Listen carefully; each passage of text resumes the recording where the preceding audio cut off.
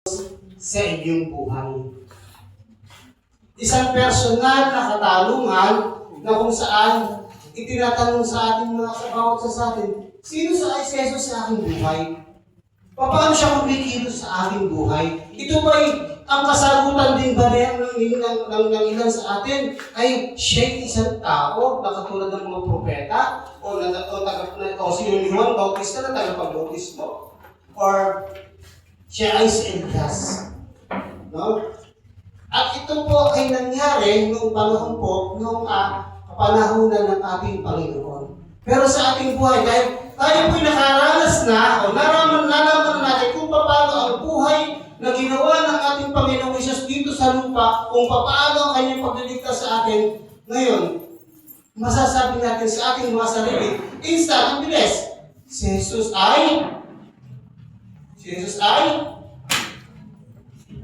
Diyos. Okay? Tandali natin kasing banggitin ngayon yan, kasi nga may mga pinagdaanan na, may mga history na nangyari, no? Pero nung una, ang mga tao ay hindi naniniwala na si Jesus ay Diyos. Amen po? Pero sa ngayon, ang dali natin sabihin, si Jesus ay Diyos. Si Jesus ang tagapagligtas natin. So ito po'y palalalimin natin habang tayo maglalakbay sa ating pagkakilala sa ating Panginoon, ay ating palalalimin kung sino nga ba itong Jesus na ito. No? Ito ba isang ordinaryong tao o talagang Diyos? Siyempre, sagot natin yan, talagang Diyos. Pero tingnan po natin kung ano nga po ang talagang katatayuan ng ating Panginoon. So, tayo po ay magkakaroon po ng question and answer. Okay lang po ba? Okay lang. Okay.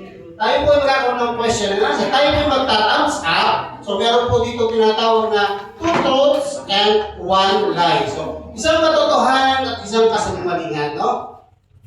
Kapag po ako ay binasa ko po at kayo po ay sumang-ayon, kayo po ay ta-thumbs up. Pag po naman mali, kayo po ay thumbs down. So, ano po dyan ang mali? Born in Nazareth, born in manger, son of a carpenter. Ano? Son of carpenter. Okay. Born in Nazareth. Sino pa? Okay. Ang tama pong sagot dyan is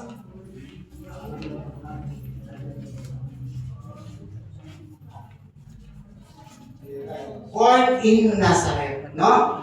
Born in Nazareth po yung tamang sagot dyan, no? Ang ating pong Panginoon ay, alam po natin, born in manger na pinanganak siya sa sabsaban. At yun po yung tama. Alam din naman po natin na si Jesus ay anak po ng isang karpintero na nagngangalang Jose. Pero, si Jesus ay hindi siya ipinanganak sa Nazareth. Saan po siya pinanganak?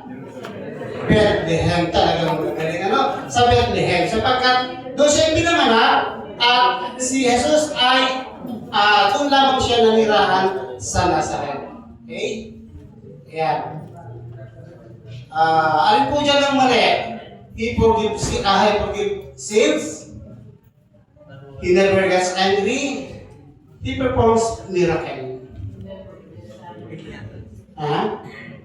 He never gets angry. He never gets angry.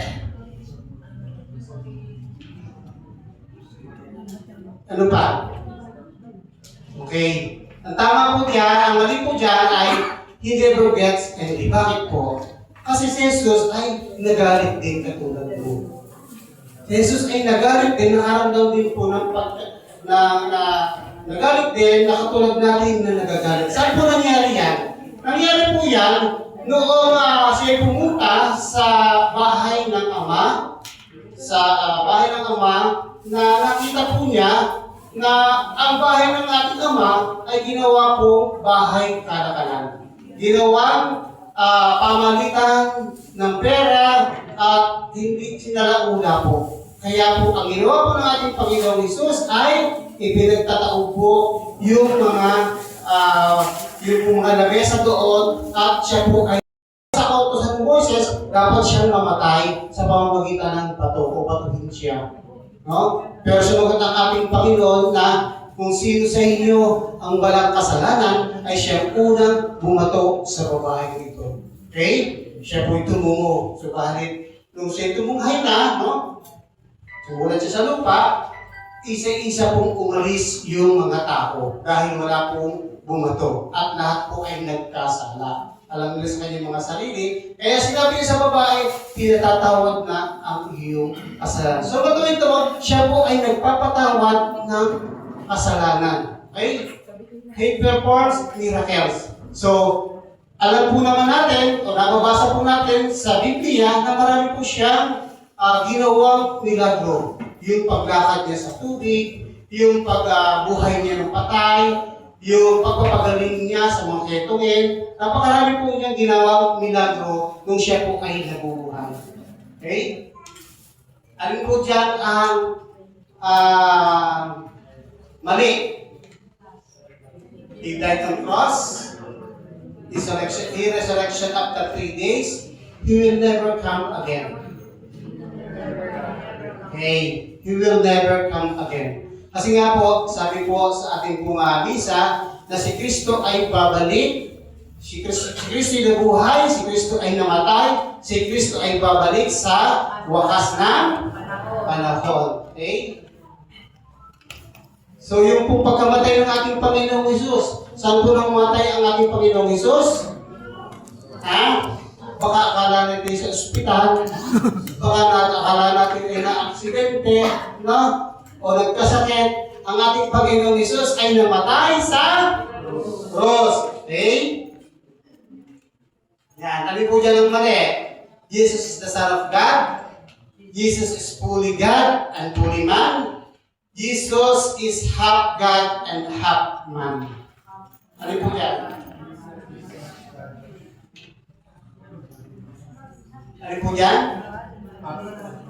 Jesus is half God and half man. So yun po ang mali dyan. Kasi po kami mababasa natin sa Hebrew chapter 4 verse 15, ang ating pinakapunong pari ay nakakaunawa sa ating kahinaan. Yun po ating Panginoon Jesus. Sapagkat tulad natin, tinuksusuhin siya sa lahat ng paraan. Subalit kailanman ay hindi siya nagkasala. Okay, nakita po natin doon sa ating pagbasa na ang Panginoong Hesus ay nakaranas din ng katulad ng ating naranasan. Na tayo po ay tinutukso, no? Sino hindi tinutukso sa buhay natin ito? Lahat tayo nakaranas ng tukso, no? Lahat ng tukso, lahat tayo ay nakaranas ng mga naranasan ng ating Panginoon. Mismo ng ating Panginoon ay tinukso. Ito po, dadating na po itong mahal na araw, no? Nung umakyat ang ating Panginoon sa bundok, siya'y tinuksuhin ni Satanas. Anong sinabi natin sa talas sa ating Panginoon? Nung nakaramdam siya ng gutom. Sabi ni Ahas, kung ikaw talaga ang Diyos, gawin mo tinapay ang batong yan. No? Ang sagot ng ating Panginoong Hesus, hindi lamang sa tinapay nabubuhay ang tao, kundi sa bawat salitang namumutawid sa ating Panginoon. At hindi lamang yan, din lang pa nga siya sa taluktok, ipinakita ang napakaraming kayamanan. Kung ikaw talaga Diyos ay magpatay, dinala sa pinakataas na taluktok at sabi niya, kung ikaw talaga ang Diyos, ikaw ay magpakatay, hulog ka dyan, sapagkat nasusulat, iingatan ka ng mga anghel ng Diyos. No? So, hindi nakaligtas ang ating Panginoon sa mga tukso. No? Maging sa huling sandali po ng kanya pong paghihirap, yung pong, kilala niyo ba si Hestas? Si Hestas? Kilala niyo ba? Yung isa sa magnanakaw na nakabitin, no? Sabi po ng ni Hestas, kung ikaw ang Diyos, iligtas mo kami. Iligtas mo ang iyong sarili, pati na rin kami. Pero pinagbawalan siya nung isang nasa kanan, ang pangalan ay Dimas. Okay? At sabi niya, hindi ka pa nahihiya sa iyong sinasabi. Marapat lamang na ikaw ay marapat lamang iparusahan dahil sa ating ginawa.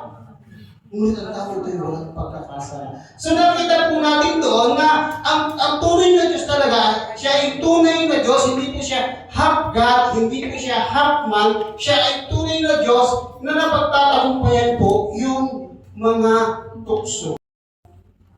Kapag nariyan ang tukso, ang daling itira sa ating biyerno, sa mga tao na hindi nakakakilala sa Diyos. Kaya, napakaswerte natin na tayo na-involve po sa isang community katulad dito dahil itinuturo po natin ang pagkakaroon ng isang pananampalataya sa ating Panginoong Hesus na magkaroon tayo ng katatagan. At especially sa ating pagsasama. No? Marami tayong pinagdadaanan dito sa ating mga participants. Ito, meron ditong 10 taon na. Sino 10 taon na kasali? Meron na? 10 taon? 5 taon? Taas ang kamay. 5 taon, brother. 3 taon. Wala pa? So, pang brush pa lang, ano? Mga brush, ano? 1 taon. Anong mas pa pala ng 10 years? Ay, hindi pa na wala mo. So, 15 years. 20 years. Yan, okay. 25, ilan taon na kayo sa 29. So, 25 years. So, ito ito. No? Kumbaga, wala na itong hindi ito matitilag itong mga ito, no? Kahit pa magpatalipat, magtalikuran, ay ayos ka rin, no? Pero yung pong mga bias ni brother, babagong nakasal sila, no? Sa looking na, ito pinapakagandang pundasyon na tayo po ay bilang isang focus for Christ ay tayo po ay narito, nakaalib natin ito ng ating pong community. Okay, ito po.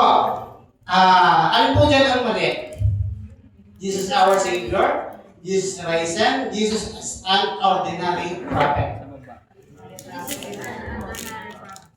Okay. Yun po ang mali. Jesus is an ordinary prophet. Hindi po siya ordinaryong propeta. Nung po siya 12 taong gulang pa lamang, ang mag-anak po ni Joseph at ni St. Mary ay pumunta po sa Jerusalem upang yun po sila taon-taon ay pupunta at sa Jerusalem para po umaten po noong pang-Paskwa. No? At ang ating pong Panginoong Hesus, nung sila'y pauwi, naiiwan po doon sa Jerusalem at binalikan po ng mag-asawa. Nakita po ng mag-asawa ni Joseph at ni Mary ang ating Panginoong Hesus na kasalamuha ang mga guro at mga batikan sa kasulatan. At nakita po doon kung gaano katalino ang ating Panginoong Hesus. Kung gaano siya binibigyan ng ating, kung gaano niya sagutin yung mga katanungan pagdating po sa kautusan. So kaya po hindi po siya ordinary prophet, no? Ano po dyan ang mali?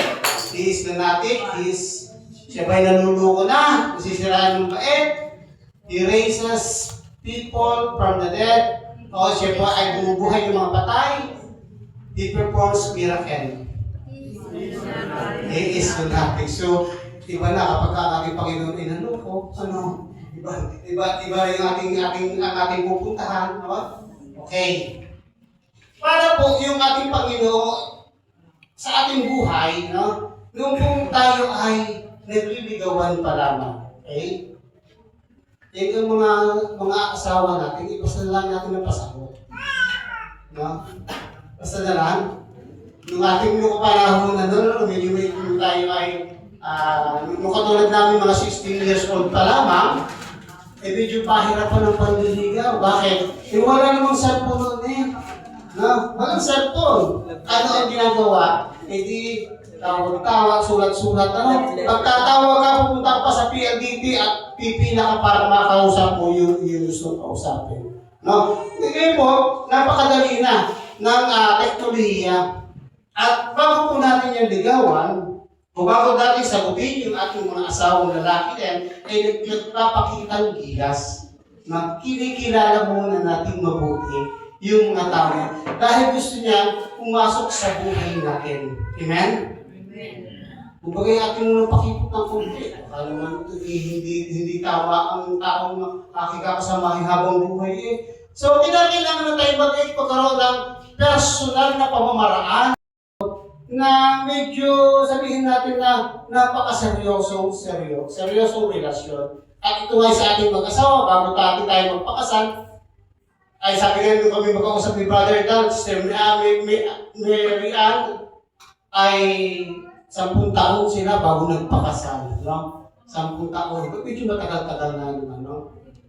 At pinagkilala muna siyang mabuti. So, kinakailangan muna makilala natin yung background ng tao mag-i-involve sa ating buhay. Now, katulad po ng ating papasukin ngayon, kailangan po natin makilala mabuti ang ating Panginoong Hesus para siya ay masabi natin siya yung ating pagkakatiwalaan ng ating buhay. Sapagkat kung hindi natin kilala ang ating Panginoong Hesus, paano mo ipapagkatiwala ang iyong buhay? Paano mo ipagkakatiwala yung iyong mga challenges sa iyong sarili? So, kailangan kilala natin ang ating Panginoong Hesus, hindi lamang sa pangalan, kundi lalong higit sa pagiging Diyos niya. Amen? Okay? At ang ating Panginoong Hesus ay, sabi nga po, ay meron po siyang lugar na pinagkapanganakan. Ito nga po ay ang sa Bethlehem. No? Siya po ay isang ordinaryong tao na katulad din natin. Dumaan po siya sa pagiging ordinaryong tao katulad mo, katulad ko. Meron po siyang tirahan. Ang lahat tayo ay meron tayong tirahan. Tama? Meron tayong pinagmulan. So, ang ating Panginoong Hesus din ay meron ding pinagmulan. No? At, nawawala. Okay. Yan nga. Tayo ay merong pinagmulan. Katulad po ng ating Panginoon. Na meron din siyang pinagmulan. Saan ba nagmula ang ating Panginoong Hesus? Siya ay nagmula sa lahi ni David. Meron din siyang tatay, ang pangalan ay Joseph. Meron din siyang nanay, ang pangalan ay Mary. Meron din siyang lolo at lola. Sino ang lolo at lola niya? Si Joaquin at si Ana. No? Okay. So, ang ating Panginoong Hesus ay itinakda na itinakda ang ating Panginoong Hesus upang magligtas. At ito nga po yung propesiya sa Kanya. Dahil dito sa Isaiah chapter 7 verse 14, dahil dito si Yahweh mismo ang magbibigay sa inyo ng palatandaan at maglilihi ang isang dalaga at magsisilang ng isang sanggol na lalaki at tatawagin pangalan ay Emmanuel. So, nakatakda ang pagdating ng ating Panginoong Hesus. Siya po ay hindi katulad natin na hindi natin alam kung saan tayo ipanganganak, pero siya ay nakatakda. At ang sabi nga po ay siya ipanganganak sa sabsaban. At ating pong Panginoong Hesus ay isang ordinaryo din nga po tao na dumaan sa pagiging ordinaryong tao at siya po ay meron din trabaho katulad po natin. Siya po ay naglakbay din po sa kanya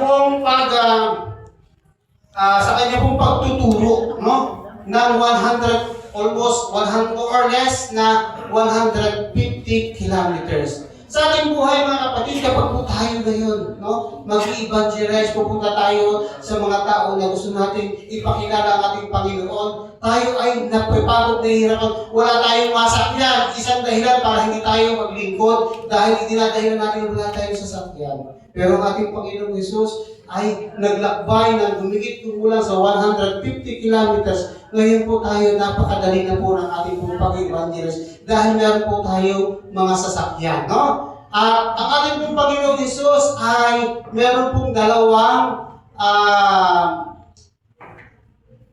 meron pong dalawang pananaw, yung pagkatao niya at ang kanyang pagka-Diyos. So, sa kasaysayan po, ay ang taong sa Hesus ay nabuhay. Sa susunod na araw, ginawa $100 piso, nagkasala pa rin siya. At sa susunod na araw, ay naging $500 piso, ano ang ating ginagawa? tayo ay lagi nang nagagalit, di ba? Ay nag-1,000 na eh. No, hindi na tumigil ang pangungupit eh. Ano na ginagawa ng isang tao? Pinaparusahan na natin, no? So katulad po ng ating pong binabanggit, na ang tao po noon ay pinapatawad sa pamamagitan po ng pagsusunog. Ngayon po hindi na. No? Sabi po sa aklat po ng Isaías na sabi po niya ay nung po ang mga tao ay naghahandog ng paulit-ulit, ang ating Panginoon po ay nagalit, no? Nasuklam, nasulasok sa amoy. Kaya sabi po niya, itigil niyo na ang pagsusunog sapagat nasusulasok na nasusulasok na ako sa kanya sa amoy na inyong mga handog. Dahil sa paulit-ulit sa paggawa ninyo ng kasalanan. Darating ang araw, sabi ni Propeta Isaías, na darating ang araw kayo ay maghahandog ng isang malinis at malinis na handog. Hindi hayop, hindi halaman, kundi tao. Sino po yung handog na tinutukoy ng ating Panginoon? No? Ang ating Panginoong Isus. Ihahandog niyo siya. Ihahandog niyo ito, ang buhay, ang isang malinis na handog mula umaga o sa pagsikat ng araw hanggang sa pagdubog nito. No? So, ang ating pong misa, no? Kaya po, ipinadala niya ang kanyang bugtong na anak upang sumasampalataya sa kanya ay hindi mapahamak kundi magkaroon ng buhay na walang hanggan. Yun po yung John 3:16. Kaya po yung sa pagpapatawad po, sa pagsasabuhay po ng ating pananampalataya, ang ating pong pagpapatawad ay ganito po ang sabi ng ating Panginoong Yesus. Lumapit si Pedro at nagtanong kay Jesus, Panginoon, ilang beses ko bang patatawarin ng ang kapatid na nagkasala sa akin? 7 beses po ba? No? Pag nagkakasala yung ating mga kapatid, ay ating nililimitahan ang ating pagpapatawad. Lalo na kung ito'y malalim-lalim na sugat sa ating puso. Ang hirap patawarin ng ating kapatid kapag nagkakasala sa atin na medyo malalim-lalim. No? Pero sabi ng ating Panginoon, hindi 7 beses, kundi 70 ulit na 7. Ilan iyon? Sino sa magaling ng math? 7 times 70 is 490. 490 times. Ilan ang araw sa loob ng isang taon? 365. Sobra pa. No? Ibig sabihin, kung nagkasala sa iyo isang kapatid, araw-araw mo yan patatawarin. Yun ang pamamaraan ng ating Panginoong Hesus sa pamamagitan po ng pagpapatawad. At dito po masusukat yung ating pananampalataya sa ating mahal na Panginoon. Yung araw-araw nating buhay na tayo ay nagpapatawad sa ating kapwa. Subalit, ano yung nakalulungkot na nangyayari sa ating buhay? Kaunting pagkakamali, nagagalit, lalo sa buhay mag-asawa, no? Dumadaan sa hindi lamang nakapaglikom ng kumot, ay galit na, ay iwanan ang inainan sa barangay sa lababo, ay hindi lamang nahugasan, ay katakot-takot na ang galit. Ano? So ito po yung mga bagay na maliliit na bagay lamang. No? Kaya tayo po ay, kapag tayo ay magpapatawad ang utos po sa atin ng Panginoon, ay 490 times. Araw-araw, sobra sa 365 days. Okay. At narito po ang ilang patunay na ating Panginoong Jesus ay tunay na Diyos. So, ipinaliwanag ko po kanina sa maiksing pagpapaliwanag kung paano ang ating Panginoong Jesus ay nabuhay ng isang ordinaryong tao. Siya po ay umiyak din. Siya ay nagtampo. Nakaramdam din po siya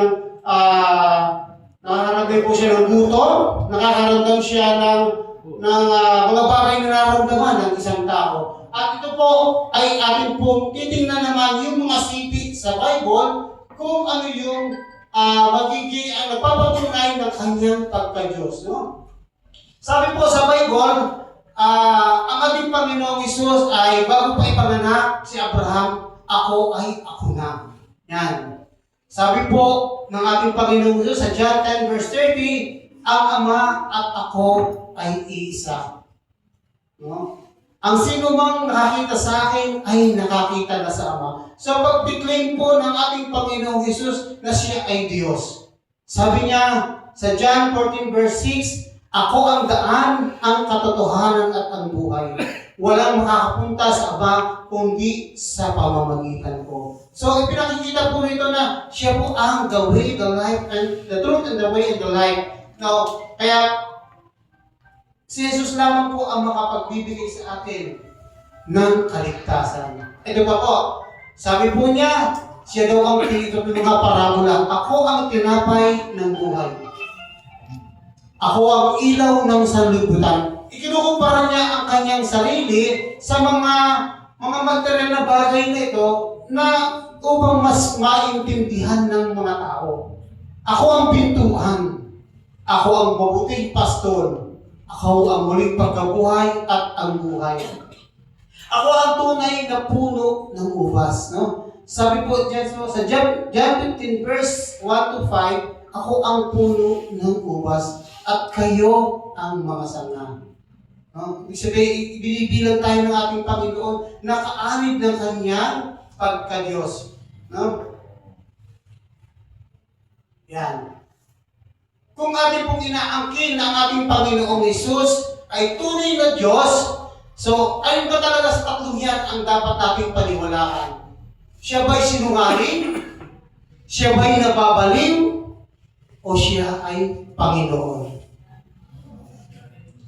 So malinaw lamang po na ang Diyos ay tunay na tao at tunay na Diyos. No? At kung tunay po siya Diyos, yan po, meron ating pinaniniwalaan na siya ay tunay na Diyos, meron pong ipinakikisuyo sa bawat isa sa atin. Meron pong pinagagawa sa bawat isa sa atin. Ano po yun? No? Gawin ninyong alagad ko ang mga tao sa lahat ng bansa. Bautisman ninyo sa pangalan ng Ama at ng Anak at ng Espiritu Santo. Ito po yung pinagagawa po sa atin. Ang pag-i-evangelize po ng mga tao na nakikilala na naniniwala sa ating Panginoon. Okay. Okay pong kapaspasan na kasi meron pa akong plansyahin sa bahay. Kailangan ko makapagplansya bukas ay Lunes.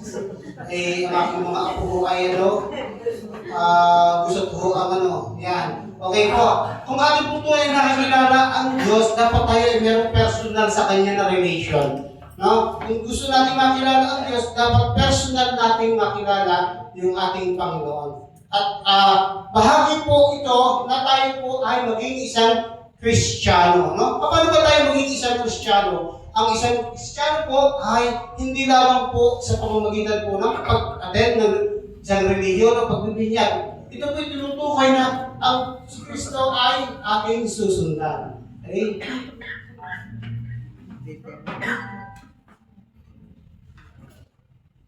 Yan. Ang pagsunod at pagkaya sa buhay ni Kristo, tayo po ay magiging follower ng ating Panginoon. Papatayin natin yung ating buhay sa ating mahal na Panginoon. No? At, yan. Ngayon po, ito po. Kung ating pong tunay na tinatanggap ang ating mahal na Panginoon, nariyan po ang ating Panginoon kumakatok sa ating buhay. Ito ba ay ating tatanggapin? Siya ba ay ating pagbubuksan? Kaya may mga pagkakataon na tayo ay nakakaranas ng mga pagsubok. Kaya inaanyayahan tayo ng ating Panginoon na lumapit sa Kanya yung mga nabibigatan at nasa Kanya ang kapahingahan.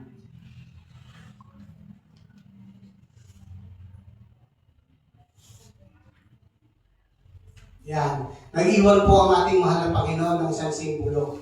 Ano po yan? Sa tuwing may misa po, ay nakikita po natin ang ating Panginoong Hesus. Kaya dumampot siya, yun po, karami sa huling hapunan, na dumampot din siya ng tinapay at matapos magpasalamat sa Diyos, ay kanyang pinahati-hati yun at ibinigay sa kanila. Sabi niya, ito ang aking katawan na inihandog para sa inyo. Gawin niyo ito bilang pag-alaala sa akin. So doon po natin ngayon mas higit na makikilala ang ating Panginoon kapag po tayo po ay nagsisimba, nakakadaupang po ang ating pong mahal na Panginoon sa pamamagitan po ng Eucharistia.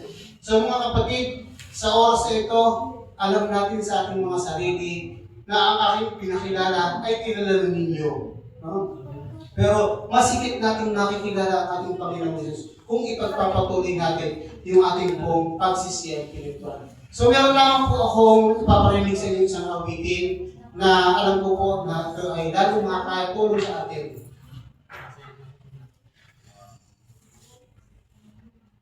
Yan po ang ating mahal na Panginoon na gusto ko laging ipakilala sa inyo na siya laging naghahandog ng kanyang buhay. Ang ating Panginoon na lagi nang nag-aanyaya sa atin na kung minsan ay hindi natin siya nakikilala, pero dahil sa kanyang presensya, ang Diyos na ito na lagi tumatawag sa atin, ang Diyos na ito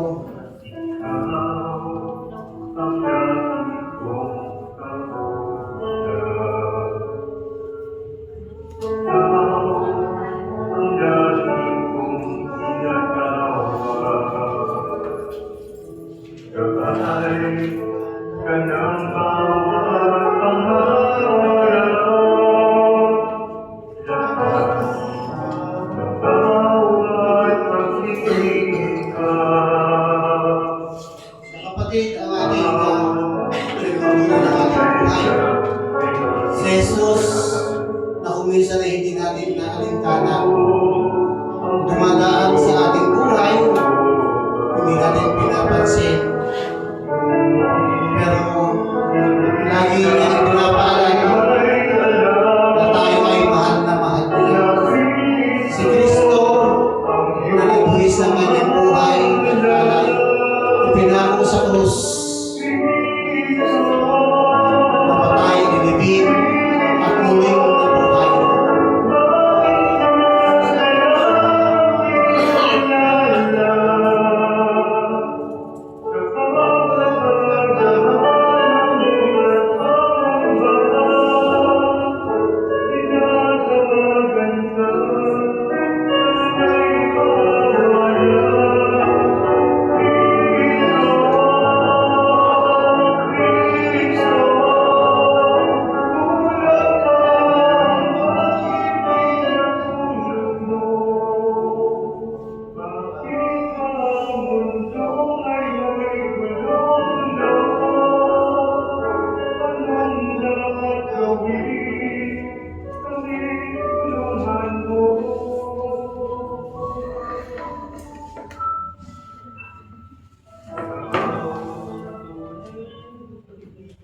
Siya po kapatid, ang Kristo na atin pong nagbibigay sa atin ng palaging nag-aanyaya sa atin at nagbibigay ng pag-ibig.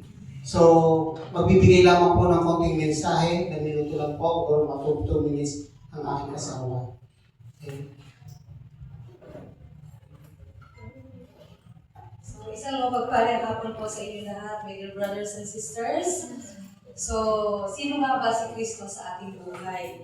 Ang question is, ano ba yung place ni Jesus Christ sa ating buhay in our marriage life? Ano po? So, yun po yung gusto kong i-share ng mga na sa buhay mag-asawa, in our 33 years of marriage life.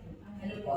Kami nag-asawa at ngayon nga po, last January, it was our 33rd years at wedding anniversary. So, hindi po madali ang journey ng buhay may asawa. Alam po natin lahat yan, especially sa ating mga elders. Ano po? Pero ang gusto ko lang po ma-share sa inyo, with Jesus in our marriage life, in the center of our family, in the center of everything sa ating buhay, wala pong imposible. Napagtagumpayan po namin ang buhay mag-asawa. Ang aming po mga anak ay malalaki na. Meron na po kami isang anak na pulis. Meron po kami isang anak na engineer. Meron po kami 5 apo at meron po kami isang estudyante na lang. At hindi po magiging madali sa amin ang buhay kung hindi namin isinama ang ating Panginoong Jesucristo sa aming marriage life. So in our 33 years, He is in the midst of our relationship, of our marriage life. Kaya po, yun po yung gusto ko i-share sa inyo, especially in this CLP. We are so blessed po. Ang dami nyo ngayon, nakakatuwa po. So lahat po tayo, isama na natin si Kristo sa ating buhay mag-asawa. Ano man ang ating pagdaanan, ano man ang ating problema, ano man ang ating kaharapan sa buhay, lahat yan kaya natin when He is in the midst of our marriage life. Magandang hapon po sa inyo.